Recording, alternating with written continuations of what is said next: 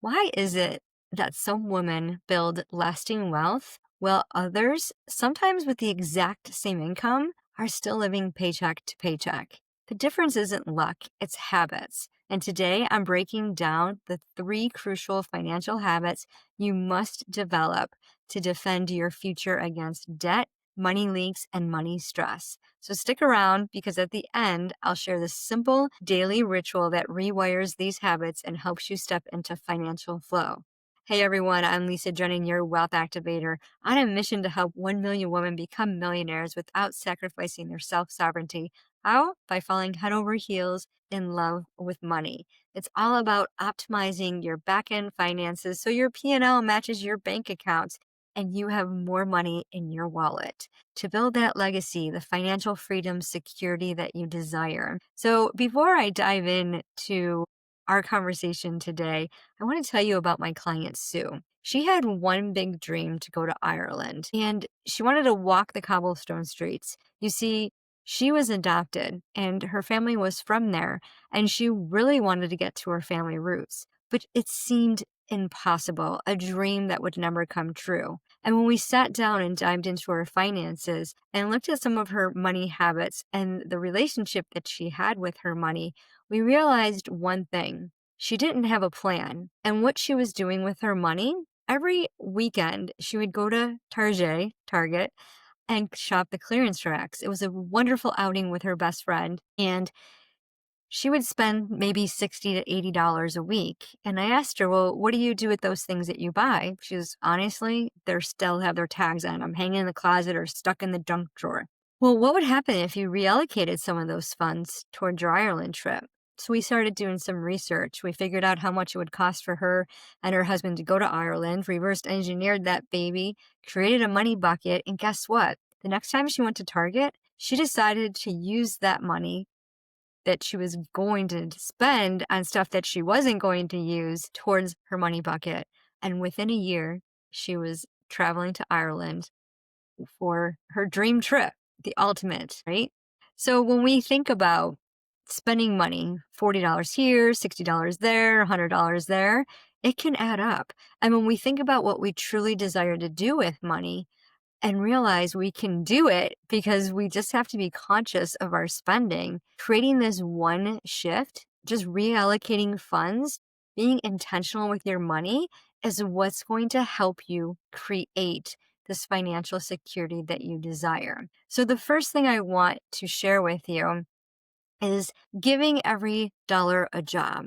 And you think about this, it's so simple. Sue's Ireland fund worked because she gave her money direction. Instead of disappearing into random spending, her dollar started working for her dreams. Your habit is set up by your desires. And subconsciously, you make purchases because you think you need it. It's in the moment. You're out and about, you're with a friend, however that happens. So when you think about setting up a spending plan, creating this habit, it's not a restrictive budget. We don't like the word budget here, but it's a plan where every dollar knows exactly what it's doing. You have money going towards your needs, your savings, your giving, your fun money, your debt. And what are your needs? Your four walls, your housing, transportation, clothing, and food. Your savings, emergency fund, future funds, remodel, of your home. Maybe you want to purchase a home, vehicle, education, emergency fund. If something breaks down, you have the money to pay for it. Giving, it's so important to give to your favorite charities, your church, wherever your heart leads, creating that reciprocal energy. And fun, if you're not enjoying the money that you have, why are you working? We're wired to have fun. And then debt. If you do have debt, you want to tackle that debt and get it down to zero so you can start investing into your future, into creating this beautiful legacy, maybe even building up, expanding your business. But money without a job is money that slips away.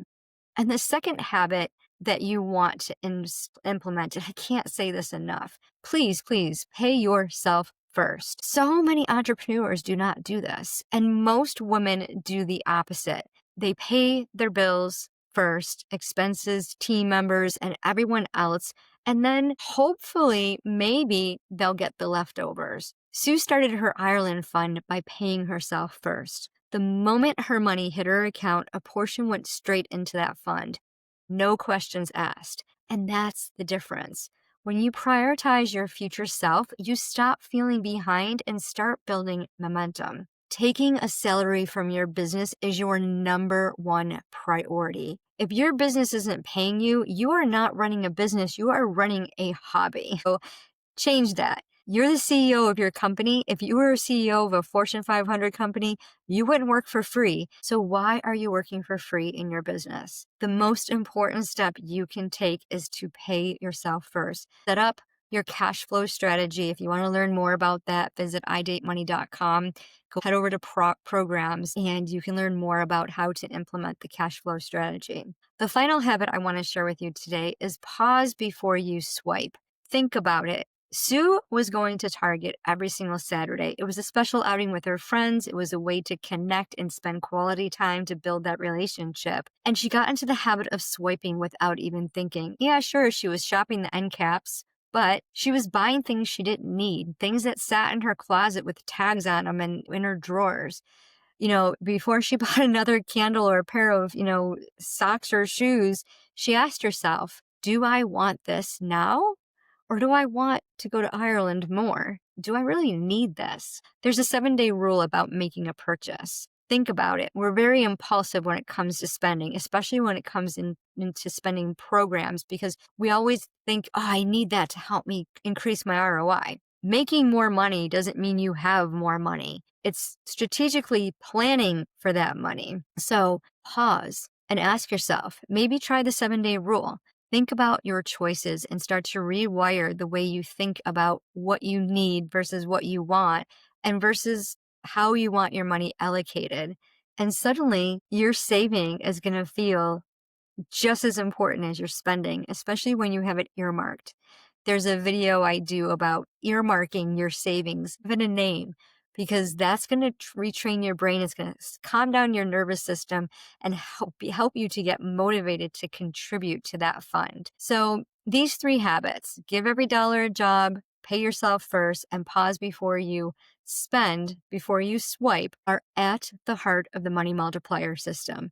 They're not about restriction. They're about intention. And when you live by these habits, debt shrinks, savings grow, and dreams stop feeling impossible. Just like Sue realized, small, consistent shifts can take you from Target trips to Ireland trips. And if you're ready to not just know these habits, but actually live them daily, I created something special for you, the smell of money. It's a daily aromatherapy ritual that pairs scent with wealth codes to rewire poor habits into empowered ones. Founding members access it just $97 for a lifetime, but only for a limited time. Plus, you'll earn 40% commission for every woman you invite. Click the link below to start breathing your way into financial flow. Because remember, it doesn't matter how much money you have, it's what you do with it.